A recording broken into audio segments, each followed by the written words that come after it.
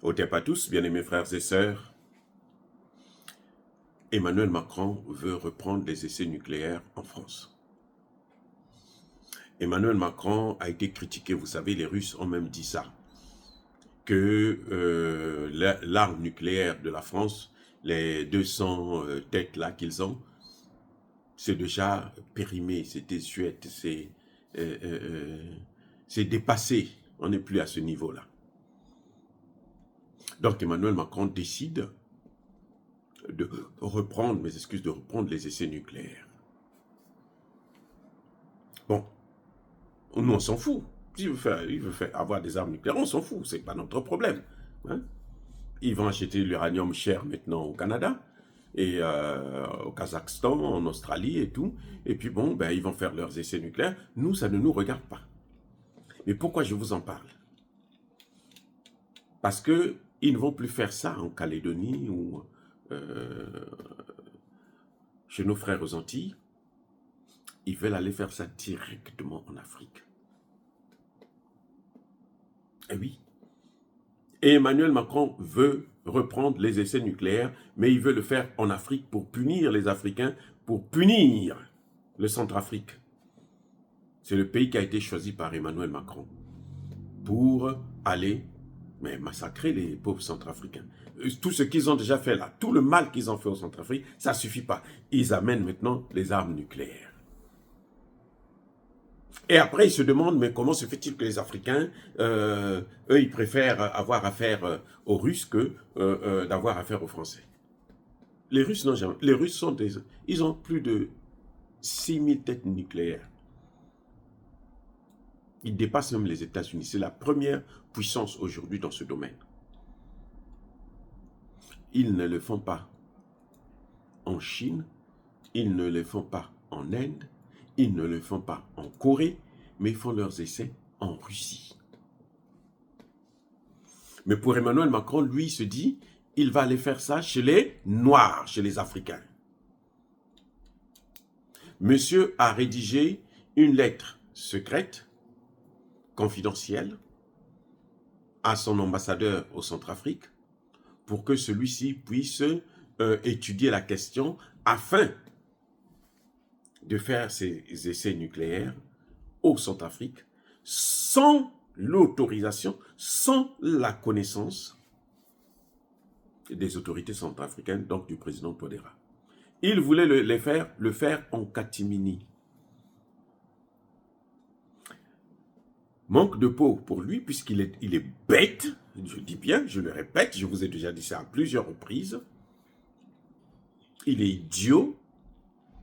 Eh ben, et puis, écoutez, ces pays ont maintenant un service de renseignement.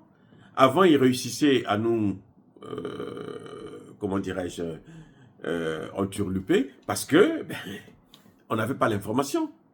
On n'avait pas un système de renseignement. Maintenant, nous avons un système de renseignement. La lettre a fuité. La lettre a fuité, les gars. C'est le dossier qui est actuellement en train de salir la France.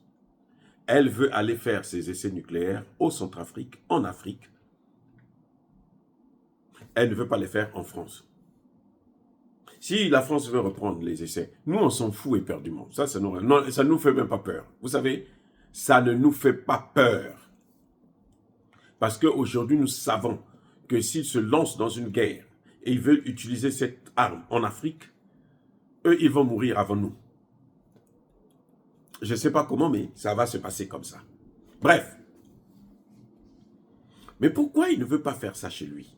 Pourquoi il choisit de faire ça au Centrafrique?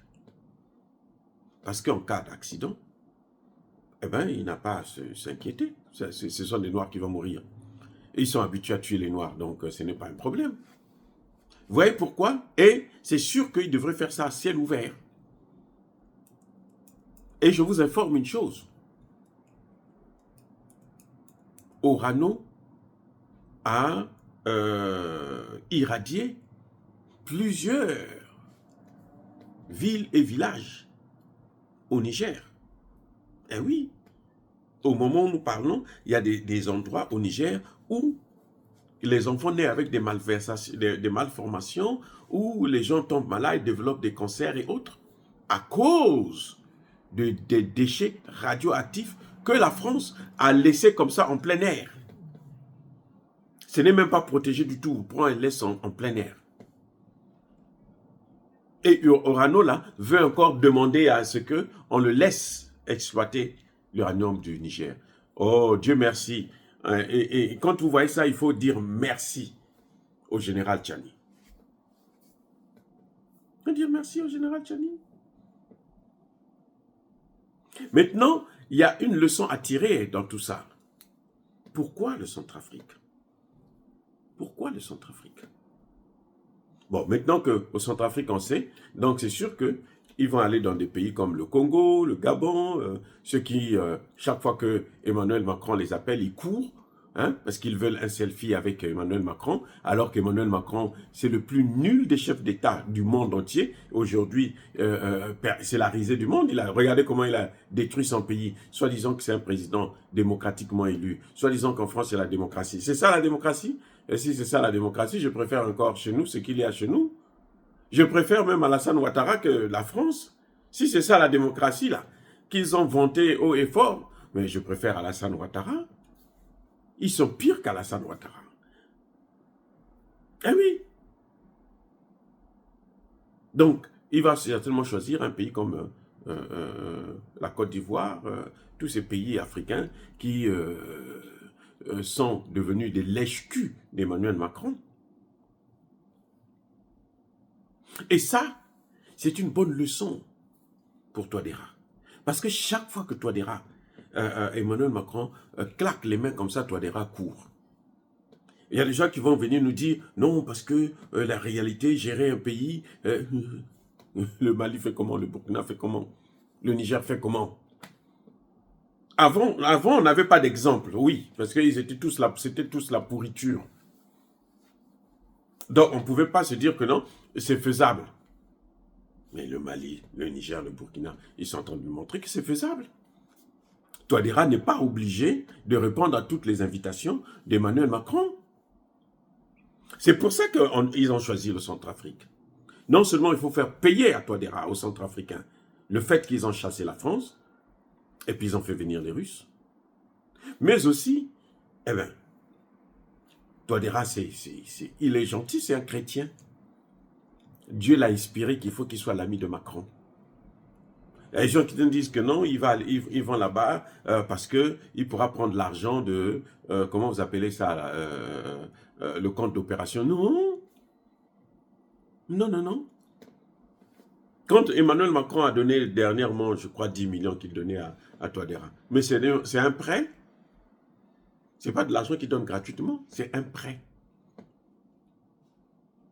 Pour sortir de la situation, la crise là, ces pays-là doivent sortir du franc CFA. Tous, s'ils sortent du franc CFA là, c'est fini. Et d'ailleurs, la France, même le FMI va tomber. Même, je dis bien, même le FMI va tomber. La Banque mondiale va tomber. C'est pour ça que vous voyez que Emmanuel Macron a fait venir Trump. C'est pour parler de ces questions. Que si les Africains là continuent, s'ils s'en sortent là, on sera tous foutus. Mais les Africains ne vont que pouvoir s'en sortir. Qu'avec ou sans Trump, nous on n'a pas besoin de lui, on s'en fout de lui. De toutes les façons, quelqu'un de sérieux ne devrait pas attendre quoi que ce soit de Trump. Un président sérieux ne devrait pas attendre quoi que ce soit de Trump. Et les amis, c'est clair, c'est net. Vous ne devrez rien attendre de Donald Trump. Parce qu'il n'est pas le président de l'Afrique, il est le président des États-Unis. L'Afrique doit avoir à ses présidents, c'est à eux de se battre pour élever leur pays, leur population, pour les protéger, pour assurer leur sécurité. Avant, on pensait que c'était impossible. Le Mali, le Burkina, le Niger sont en train de le faire. Là, ils ont encore quelques petites difficultés parce qu'ils ne sont pas sortis du franc CFA. Dès qu'ils vont sortir du franc CFA aussi, là, c'est fini. On ne parlera plus de la France. Eh oui, on ne parlera plus de la France. C'est pour vous dire, les amis. Donc, bien-aimés frères et sœurs, en tout cas, soyez bénis abondamment, bénis par le Dieu des Kémites et par nos ancêtres angélisés. Vive l'Afrique éternelle, j'ai dit et j'assume.